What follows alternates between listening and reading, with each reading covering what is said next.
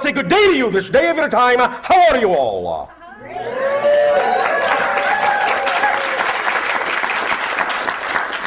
All right, I will take that as an okay. First of all, we would like to thank each and every one of you individually and all of you together collectively, once again, for the co-creation of this interaction, for allowing us to create this transmission with you. Each and every time, every one of you allows for these kinds of interactions to occur between our respective civilizations. You help to co-create a link, a bridge, between our worlds, between our realities. And in the creation of that link, you create a third world, a third reality, a new idea, a new paradigm, in which many new things, new ideas, new inspirations can be manifest. So we thank you for the opportunity to co-create with you a new idea, a new reality. We would like to begin this transmission in the following way. We recognize that we are communicating to you in an area on your planet referred to as Sedona. And recently we have announced that even though our spacecraft has been positioned above the area on your planet known as Cairo for quite some time, we are now above the area you call Sedona, about 2,500 miles up. You will find that the reason many ships position themselves at this point around your planet is to be of aid and assistance in the balancing of many of the energies of what you call the electromagnetic field of your world, to aid and assist in some of the transformations that you as a collective consciousness are now undertaking on your world. Now that you have changed your collective consciousness, the vibration and frequency of your reality in such a manner as you have recently done, you have created a kind of shift, a kind of change that allows us now to proceed further with this agenda of assisting you in the balancing of this energy, and allows us to move into different positions because now you have created on your planet a very different energy which can now accelerate in positive and constructive and creative and loving ways more than ever before. So first and foremost, we will congratulate you on making a change in your collective consciousness to allow us to interact with you in a new reality. So congratulations. Now, once again, allow us to explain briefly the idea of what the shift is about in terms of what is actually mechanically happening. We understand that in human language, you have many colloquial phrases for this idea of transformation and changing your world. And that is all well and good, and you can refer to this idea in any way, shape, or form you so desire. It doesn't matter. The effect is the same. But the idea is that we would like to take a moment to explain to you mechanically, physiologically, what is happening. Because sometimes when you understand the actual mechanism that you are employing in the change, it helps you make further changes, more profound changes, and have a more profound understanding of what kind of changes can be made. So, I know this is going to sound at first a little bit confusing, but that's all right. This is just an issue of semantics and language, and we will explain more clearly as we go along. So when we talk about the kind of changes that you are making and wish to make on your planet, we will begin this conversation by pointing out that nothing has changed. Why do we say that? I will tell you. Thank you. Here's what we mean by nothing has changed. The idea is, really, that when something in your world changes, the world you were in did not change. You changed. You shifted your frequency. You shifted your vibration. And by shifting your frequency, you have shifted your focus of consciousness to an already simultaneously coexisting parallel reality that is already existing on that frequency. You didn't change the world that was there. That world is still there. You have shifted to an already existing parallel reality that is reflective of the vibratory frequency you have shifted to personally.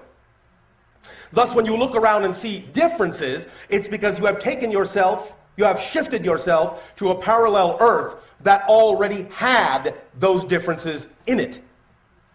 The old Earth, the other parallel reality, still exists, still looks the same. Didn't change. But you have changed your focus of consciousness. So the idea of helping people change, of helping to change your world, is the idea really of offering other people a point of view that contains a certain frequency, a certain pitch, a certain state of being. And if they choose to match, to mirror that frequency you are offering that goes along with that different point of view, they then will see the difference in the world in which they have shifted to. They will see the difference in them reflected by the world they have shifted to. But again, the other world, still there, hasn't gone anywhere. All possible parallel realities exist now, coexist simultaneously. There is only one eternal now. Everything exists in it. We understand that from your linear space-time perspective, this may not seem to be so, but many of you are now beginning to realize this is really just an illusion. The idea really is to understand that what you call different changes, different moments, different places, different times, different experiences, even different lives, all these things coexist at the same time, so to speak.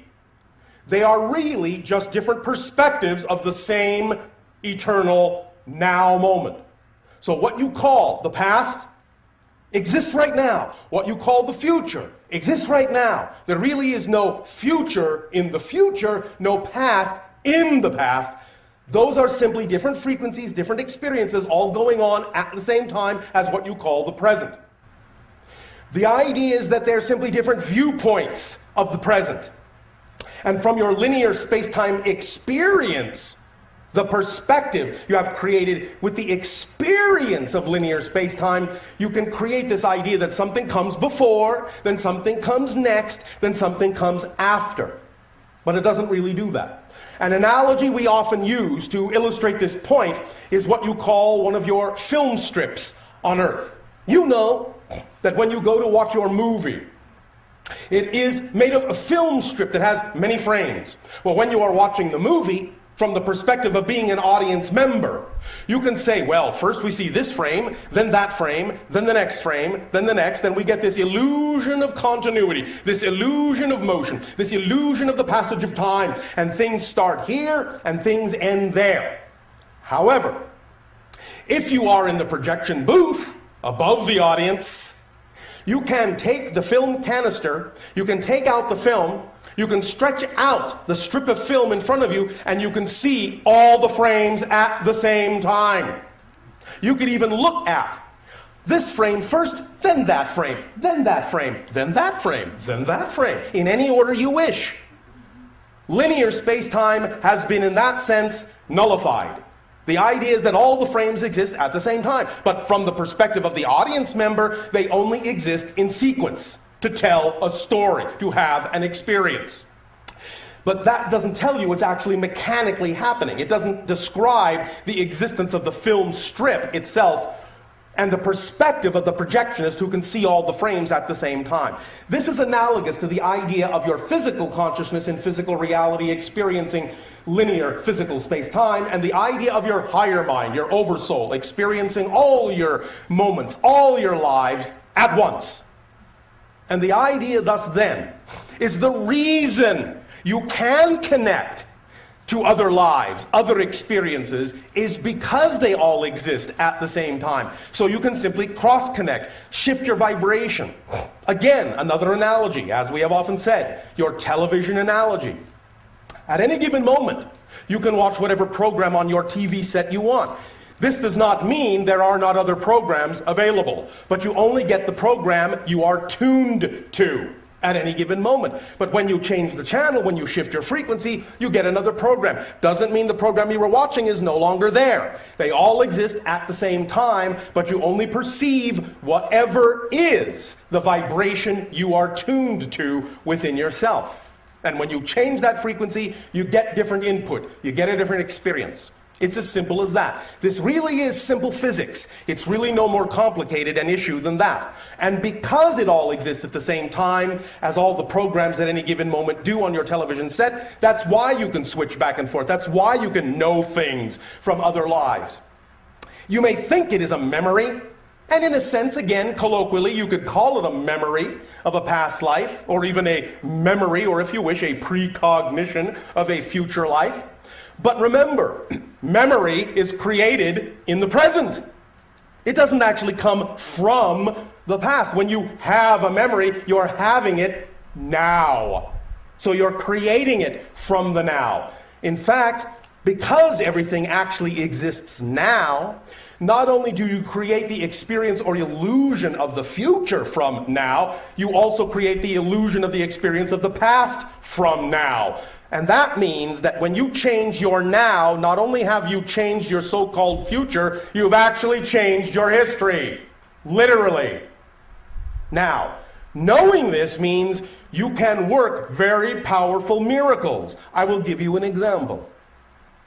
When you see someone on your planet exhibiting a certain, shall we say, habit, the idea is that sometimes you will see that they struggle to overcome this over a long period of time, but sometimes you will notice that someone can simply arrive at a moment in their lives where they recognize that that's simply not something they wish to do anymore. And no matter how addictive that habit may seem, many of you have actually witnessed people or heard of people on your planet saying, "No more, that's it," what you call on your planet cold turkey. And the idea is that they do not seem to struggle with it from that point forward. It's as if they never had the habit. I'm telling you that when they change their reality that strongly, the truth is, the reason they don't exhibit any urge any longer is because they never have had the habit. Because when you become a new person, literally, you become a new person when you change your frequency every moment, and when you become a new person that has a definition that you do not now have that addiction, do not now have that habit. You actually alter all the other connections. You shift yourself to a reality where you never did. And thus that's why it is not a struggle, not an effort. No longer must you fight to overcome the habit. It simply never existed, so you're having no experience of it now. You can use your reality this way. All it takes is recalibrating your focus to understand that this is how reality is structured. And when you begin to understand this structure, the nature of physical existence in this context, you can evoke and create and manifest very powerful change. Now, I will tell you a secret about yourselves. You are all of you already, without exception, yes, without exception, Yes. Not even you, already as powerful a manifester as you will ever be. You will never be a more powerful manifester than you are now. What you will refine is your understanding of what you are manifesting. You will never manifest more powerfully than you do, because you already manifest instantaneously. If you didn't, you wouldn't be having an experiential reality of any kind. To have an experiential reality, you must be manifesting it. You must be attracting it. You must be creating it. So look around. You're having a reality. Yes? Yes. So you are manifesting. The secret is, why are you manifesting what you're manifesting? Not how do I manifest better. You can't manifest any better. You're perfect manifestors. You are made in the image of the ultimate manifester, creation itself. You are perfect manifestors. So please, please, please, we would suggest, strongly suggest, we're not telling you what to do. You don't have to listen to us. You don't have to believe us. But we would strongly suggest you don't spend time wondering how to become a better manifester. You're already a perfect manifester. What you need to do to see that you are a perfect manifester is focus on how you are manifesting, or why you are manifesting what it is you are manifesting. And as you change the definition of what you're manifesting, you will see more clearly and more obviously every moment of every day that you are a perfect instantaneous manifester. And now you have gotten a handle on the mechanism underlying the reasons why you are experiencing what you are experiencing. And all of this comes down to belief, definition. Again, this is physics. Your personality, your physical mind, is basically an artificial construct composed of beliefs, emotions, and thought pattern actions. When you have beliefs that are out of alignment with your true self, you cannot help but have emotions that are also out of alignment with your true self. And you cannot help but have thoughts and actions that are out of alignment with your true self. But when you have beliefs that are in alignment with your true self, likewise, emotion follows, thoughts follow, actions follow, and it all works in harmony. So the idea is not to work on becoming a better manifester, but becoming a clearer manifester in the sense of knowing what you're manifesting by knowing what you believe to be true. Because it all stems from belief. Your entire physical reality experience stems first and foremost from what you believe to be true. You cannot even have an emotional response if you don't have a belief first. So when you have an emotion, when you have a thought, when you have an action that you don't prefer, always trace it back to what do I have to believe is true in order to feel the way I do. What do I have to believe is true in order to feel the way I do? That's the first question to always ask yourself when you find yourself in a physical reality experience that is out of alignment with what you prefer it to be. What would I have to believe is true in order to feel the way I do in this experience? If you are feeling something negative, if you are feeling fear, doubt, self-loathing, hatred, anger, shame, ask yourself, what would I have to believe is true about myself in my relationship to this situation for me to experience this emotion? Because I know that the emotion cannot be there if I don't believe something about myself to be true first. Because you notice that if you don't have a definition for something, you don't know how to feel about it. You don't have a feeling about something you have no definition for. When you do automatically, either consciously or unconsciously, apply a meaning and a definition to something, then the emotions kick in. But only then, and never before. So when you find yourself feeling something, allow yourself to feel it. Don't in any way, shape, or form suppress it, but examine and explore why it is there. And the first and foremost reason it is there is because you have a belief. Find out what that belief is. Now, all these things we are talking about here, we can discuss these more in a variety of ways and get clearer and clearer on how to use these mechanisms in a clear and conscious manner so that you can know that all change within yourself is, in fact, instant change. Instant change. And the only way it would seem as if change is not instantaneous is because you are making instantaneous changes that are simply not that different than the change you made before. You see the illusion that is created? If you make an instantaneous change, and in any change, everything does change within you, you shift to an entirely different reality. But if you shift yourself to an entirely different reality that looks almost identical to the last one, you won't really think that anything has changed. You will fool yourself into the illusion of thinking nothing has changed or not much has changed. And that this is a long process and an effort and a struggle. And it takes a long time. Without realizing you have actually changed everything all at once. But it simply looks pretty much the same.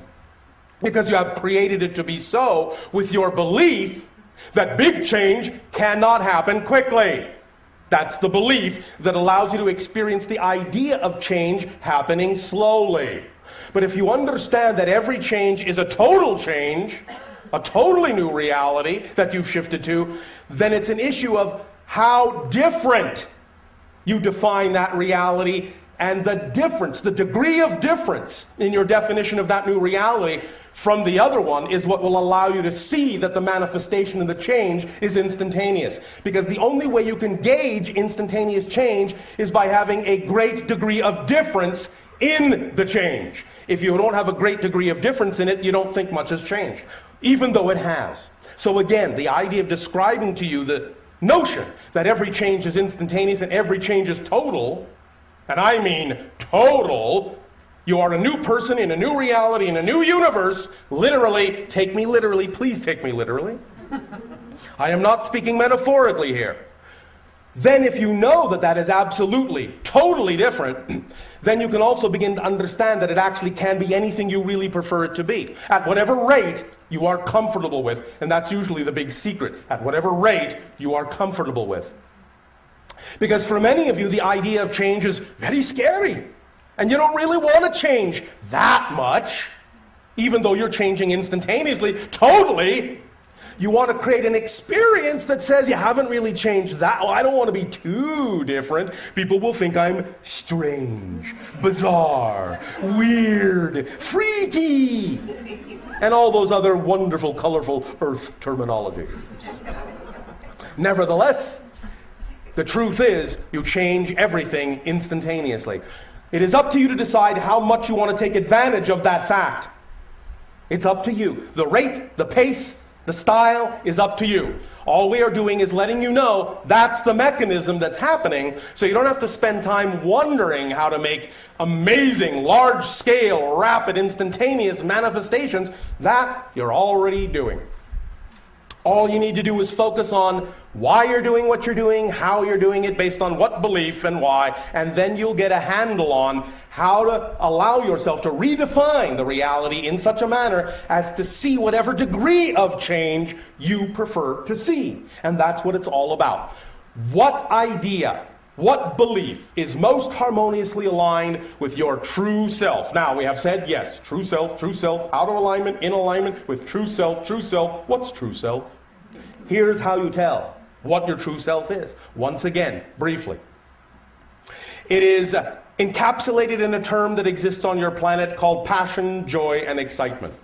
The idea is that vibration, what you feel, that excitement, that physical sensation, is actually the body's translation of the vibratory energy that is your true core inner being. So anytime something in your life contains that degree of excitement, we would again strongly suggest you act on it. Why? Because that's who you are. Because it is most truly you. It is your path. It is your reflection. It is your attractor. It is luring you to more of yourself. That's why things contain that feeling. That's why they reflect that feeling to you. And that's why you can know that if you act on your joy, it will support you because it's your true self. I know. You have many different belief systems on your planet that doubt the ability of your excitement to support you, and we can talk about some of those at length if you wish. Nevertheless, it does have the ability to support you. Why? Because it is you. And it is the part of you that is representative of the part of you that is made in the image of creation. And creation is nothing if not unconditionally supporting and infinite. Abundance,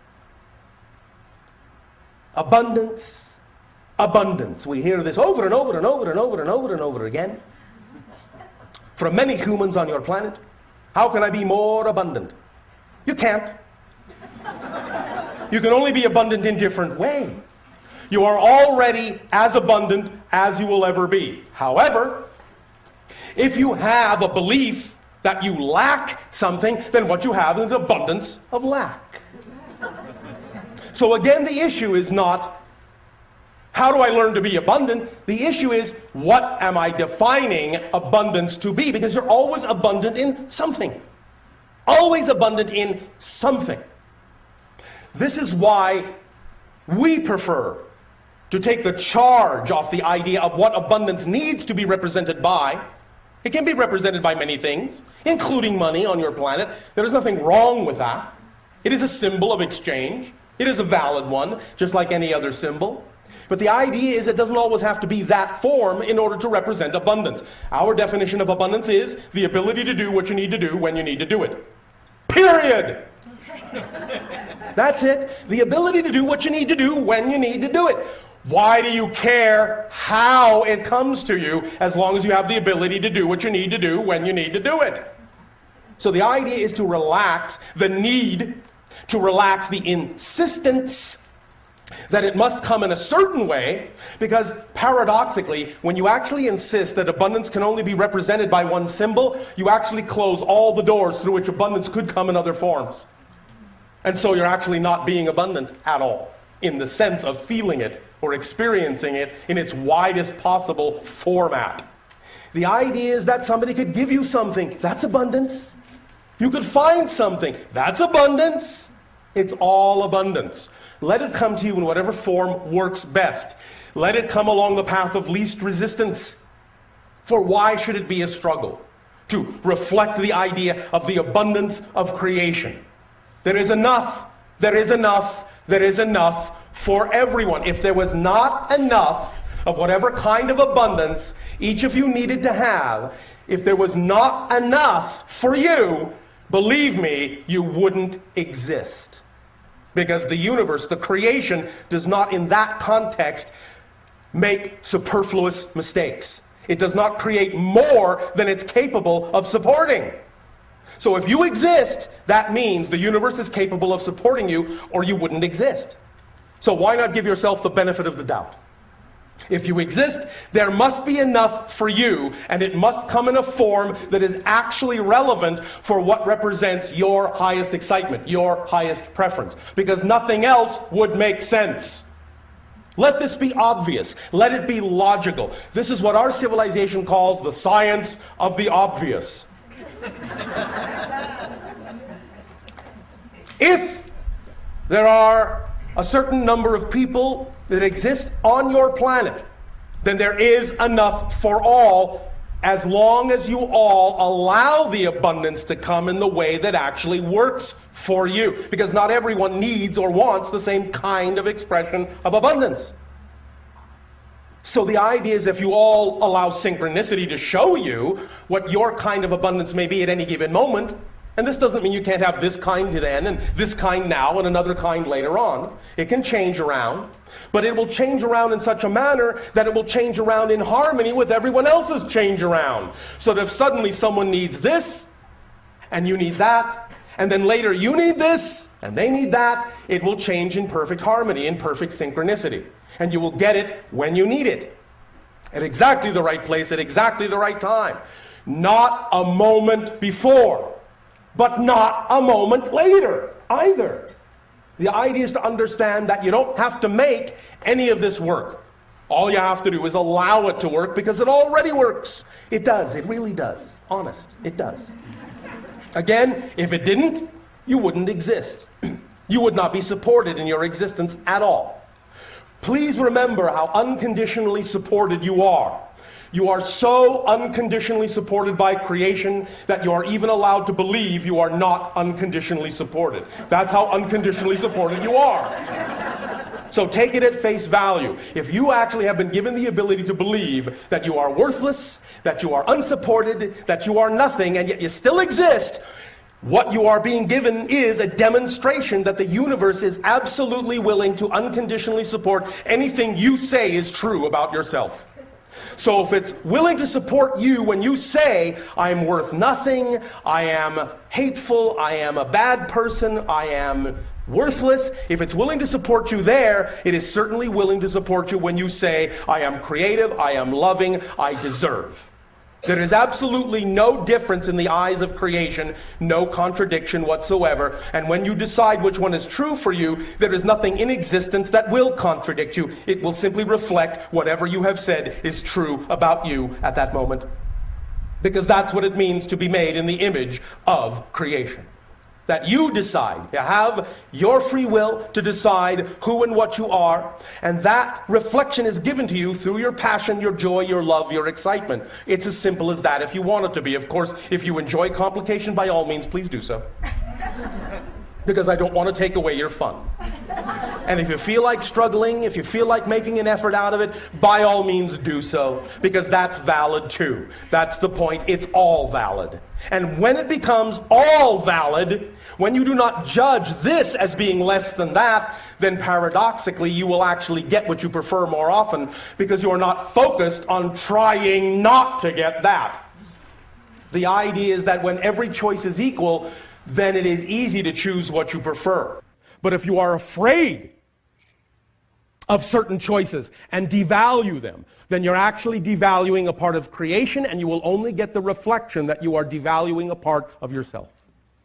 And therefore, you will be forced, in a sense, simply by the nature of existence, to focus on the thing you are devaluing, because that's where your focus is. You're putting undue energy on making it stand out in some way, shape, or form from the rest of the choices that you could make that are all equal. And any time you make something stand out, you're putting energy into it and saying, this needs to be bigger and more important than anything else. And therefore, whether positive or negative, it will be. Until you can relax your insistence that it needs to be so important and allow yourself to know that it will not control you, it will simply respond to you in whatever way, shape, or form you start choosing to respond to the idea of yourself. Again, we may discuss some of this at length.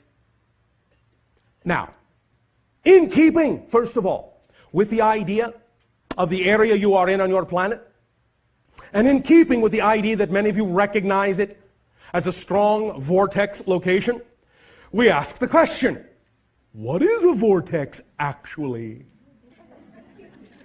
All right. Well, some of you have described the idea that it is energy in motion, swirling energy and spiraling motion. Yes. Some of you have said it is a gateway, it is a doorway. Yes. Some of you have said it is a reflection and an opportunity to understand more and more of who I am. Yes. But what is it actually? Well, as you understand the idea of physical reality and know that in a sense it is an illusion, nevertheless, the experience is real. And the experience, being real, cloaks itself in certain symbols. One symbol being electromagnetic energy. Now, this electromagnetic energy is the first level of physicalization from higher non-physical frequencies of consciousness. This electromagnetic energy, what you may call spirit matter, if you wish, densifies and densifies and densifies and densifies, much like the idea of steam to water to ice. All made of the same stuff, you might say, but at different frequencies, different experiences, going from the less material to the denser material of the physical world experience. Again, yes, illusionary, but the experience is real as you describe it, and as you have collectively agreed to participate in it to varying degrees.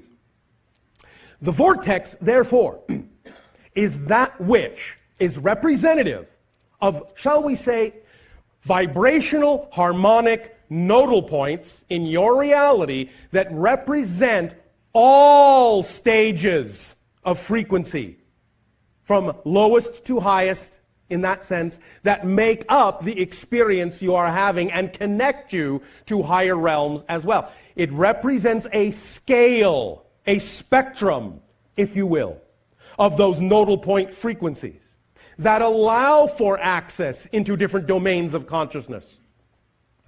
It is in that sense, therefore, capable of being utilized as an unlocking mechanism in a variety of ways according to whatever your imagination is attracted most to.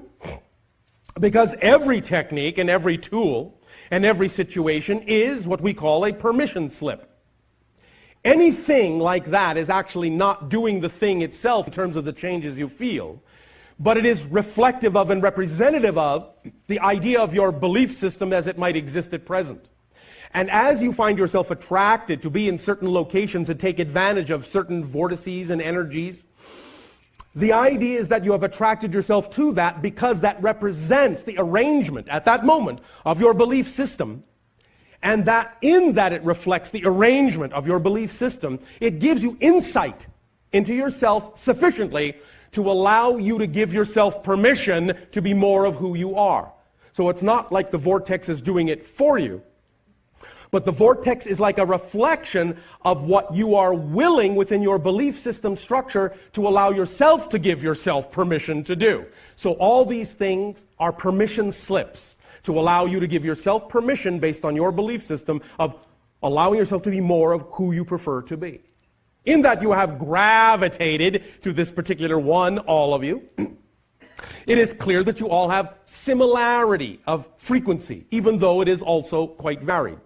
But the idea is that each of you know, each of you are familiar with the idea that this is a reflection of many different levels of frequency, and each of you are able, through a variety of experiences and reasons, to use this energy in a variety of ways as befits who you are as a being.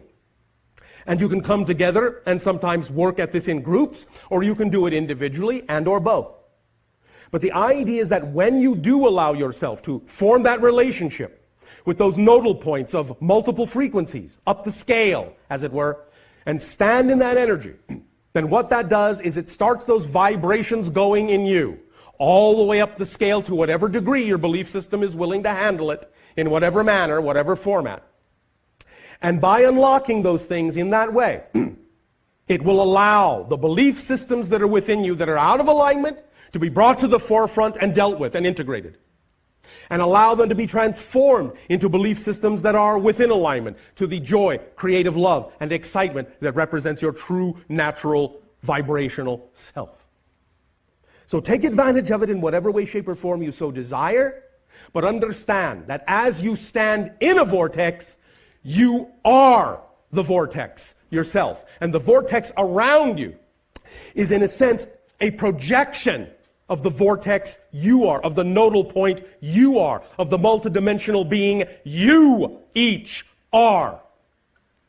But you are doing that in a way where you can experience it as a larger outer reflection that shows you, in a sense, how big you are.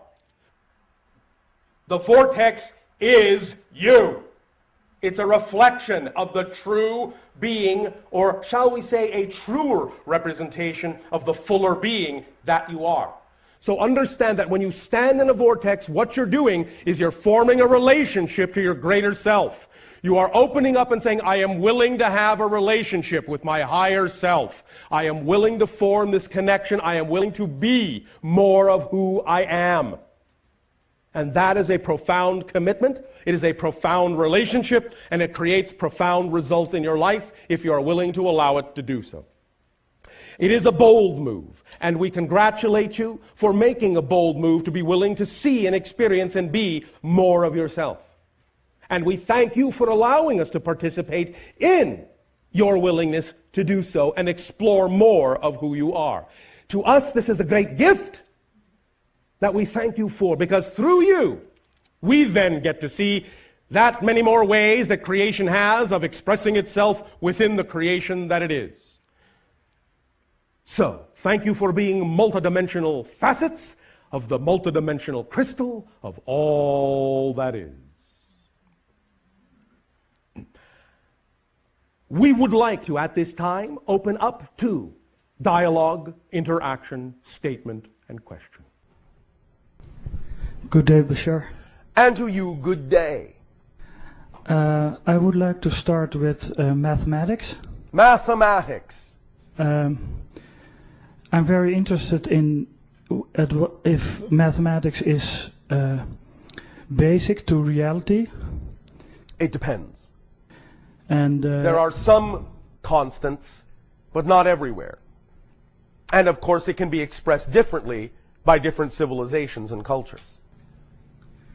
The same mathematics can be expressed differently. Of course. For example, what you call in your quantum physics formulas or equations using mathematical symbols that express the idea known as the uncertainty principle, or such similar concepts, might be expressed in our civilization simply by a geometric form, rather than an equation of symbols. Do you follow me? I follow, but that means that there's a mathematical structure, more basic, of which these two are models. Yes. Okay. Yes. And also, some New Age literature speaks about there being 7 levels or 12 dimensions. But the number 7 seems particularly significant, as there being soul groups being multiples of 7. Well, yes, but remember that while accurate from their perception, some of those hierarchical distinctions, while to some degree representative of different frequency levels, are also distinctly germane to the level that is perceiving them. Other realities might perceive the same concept in a number of different ways. Okay, because I thought that if there are 7 levels and not 8 or 9 or whatever, that seems to contradict the idea that all that is really all that is. Again, the idea of 7 levels, as I said, is an arbitrary distinction being made from your reality. It's the way your reality needs to interpret the concept of infinity for itself in a certain way. From the level of all that is, it doesn't necessarily see itself as being separated into 7 levels. But it understands that from the Earth perspective, 7 levels makes the most sense based on the frequencies and the juxtaposition of geometries and mathematics of energy as you need to express the concept of shifting frequencies.